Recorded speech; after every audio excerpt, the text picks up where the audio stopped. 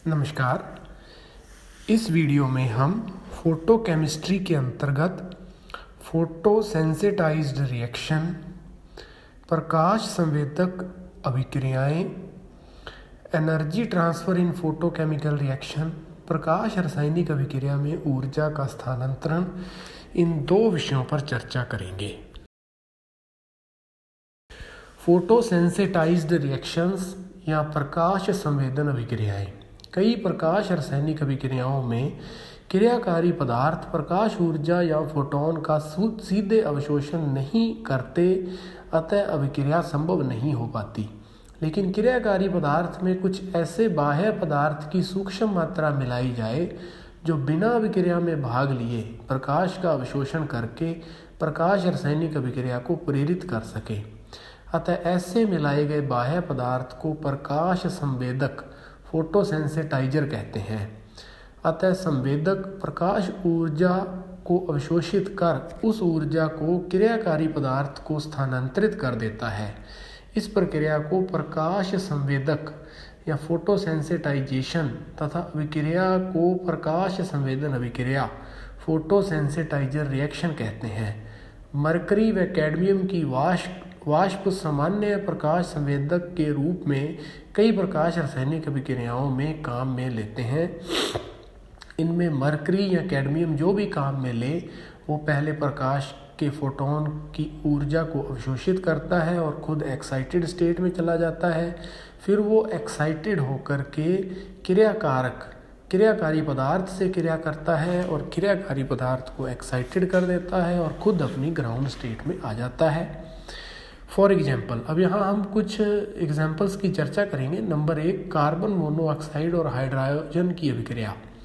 अब carbon monoxide और hydrogen दोनों ही प्रकाश के फोटोन को अवशोषित कर पाने में सक्षम नहीं हो पाते, तो मरकरी को फोटोसेंसिटाइजर के रूप में काम में लेते हैं। मरकरी सर्वप्रथम प्रकाश के फोटोन की एनर्जी को एब्जॉर्ब करके खुद एक्साइटेड स्टेट में चला जाता है, जिसे हमने स्टार लगा करके प्रदर्शित किया है।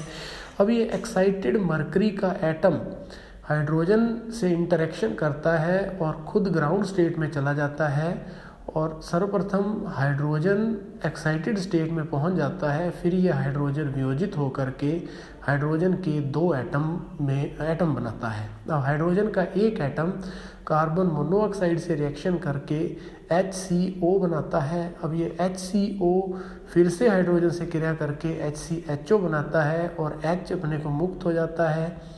अब 2 HCO मिलकर के HCHO और CO या कार्बन मोनोऑक्साइड बनाते हैं, या 2 HCO मिलकर के HCO CHO यानी ग्लाइऑक्सिल बनाते हैं। दूसरे उदाहरण के रूप में हम हाइड्रोजन और ऑक्सीजन की रिएक्शन को लेते हैं। इस रिएक्शन में भी हाइड्रोजन और ऑक्सीजन दोनों ही प्रकाश के फोटोन को अवशोषित कर पाने में सक्षम नहीं होते, तो यहाँ भी मरकरी को सेंसिटाइजर के रूप में काम में लिया जाता है। मरकरी प्रकाश के फोटोन को एब्जॉर्ब करके एक्साइटेड स्टेट में चला जाता है, अर्थात Hg स्टार बनता है। अब ये Hg स्टार हाइड्रोजन से क्रिया करके खुद ग्राउंड स्टेट में आ जाता है और 2 हाइड्रोजन एटम मिलते हैं। अब ये हाइड्रोजन फर्दर ऑक्सीजन से चेन रिएक्शन करके एंड प्रोडक्ट के रूप में हमें वाटर और ऑक्सीजन प्राप्त होता है। एक और एग्जाम्पल के रूप में हम अमोनिया का वियोजन लेते हैं। यहाँ पर मरकरी प्रकाश के फोटोन को अवशोषित करके एक्साइटेड हो जाता है और बाद में एक्साइटेड मरकरी अमोनिया से इंटरेक्शन करता है, तो मरकरी ग्राउंड स्टेट में चला जाता है और अमोनिया एक्साइटेड हो जाती है और इससे अमोनिया का विघटन शुरू हो जाता है और एंड प्रोडक्ट के रूप में हमें नाइट्रोजन और हाइड्रोजन मिलता है। अतः संवेदक प्रकाश अभिक्रिया में भाग नहीं लेते, वह ऊर्जा के वाहक की भूमिका निभाते हैं। एक और एग्जाम्पल अगर अपने विचार करना चाहें, प्रकाश संश्लेषण की प्रकाश रासायनिक अभिक्रिया वस्तुतः प्रकाश संवेदन अभिक्रिया ही होती है। इसकी एग्जाम्पल 6CO2, 6H2O और क्लोरोफिल और प्रकाश मिलकर के ग्लूकोज और 6 मॉलिक्यूल ऑक्सीजन के प्राप्त होते हैं। इस अभिक्रिया में पौधों की हरी पत्तियों पर उपस्थित क्लोरोफिल प्रकाश संवेदक का कार्य करता है। इसकी अनुपस्थिति में CO2 और H2O दोनों ही प्रकाश का अवशोषण नहीं कर पाते हैं। एक और एग्जाम्पल अगर अपने विचार करना चाहें तो जैसा पिछले वीडियो में हमने यूरेनिल एक्टिनोमीटर के बारे में पढ़ा था, उस यूरेनिल एक्टिनोमीटर में यूरेनिल आयन संवेदक या सेंसिटाइजर के रूप में काम करता है। Energy transfer in photochemical reaction, प्रकाश रासायनिक अभिक्रिया में ऊर्जा का स्थानांतरण। प्रकाश संवेदक अभिक्रिया में परमाणविक संवेदक के रूप में मरकरी, कैडमियम या जिंक तथा आणविक संवेदक के रूप में बेंजोफिनॉन, सल्फर डाइऑक्साइड आदि काम में लेते हैं। संवेदक प्रकाश अभिक्रिया में भाग नहीं लेते बल्कि वे ऊर्जा के वाहक की भूमिका निभाते हैं।